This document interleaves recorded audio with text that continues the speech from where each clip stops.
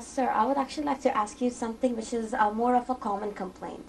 Now, each time that we are watching a movie at a very, very high volume and then we switch it off, there is almost a certain deafness which runs to our ears because there is an intense change from very loud to absolute silence. So we almost hear the fluctuations in our ears. Then also when we are in an elevator going towards a higher altitude, often the children, well, they will start crying because they do not understand the phenomena.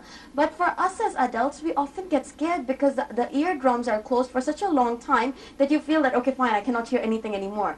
So what is it that we can perhaps understand to what is the level of perhaps the music or just about any sounds that we should be hearing? How close should we be hearing them?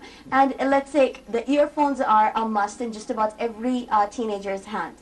Everybody has earphones and they have it plugged right inside of their ears. Now that actually does deposit a large number of bacteria inside of the ear, and then when we go ahead to clean our ears, it is with the earbud, which according to a lot of the studies it says it only pushes the bacteria further into the ear. So how is it that we can be cleaning as a young person our ears, and what are the basic concepts of actually cleaning our ear, making sure that we're not infecting it further?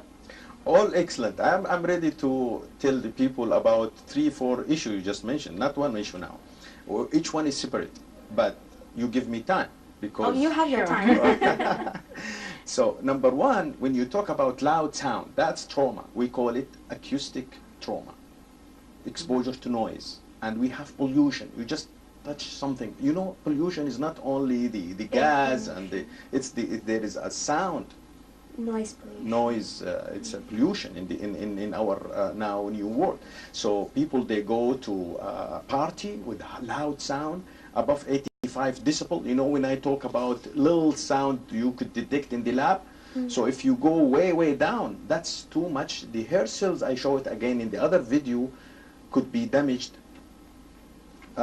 just temporary.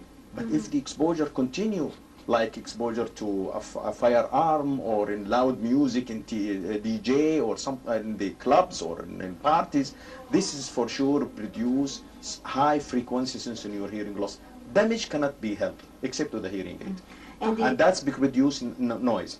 So this is first question you ask, and I give you the answer: no exposure to loud sound. Right, Dr. KHALID.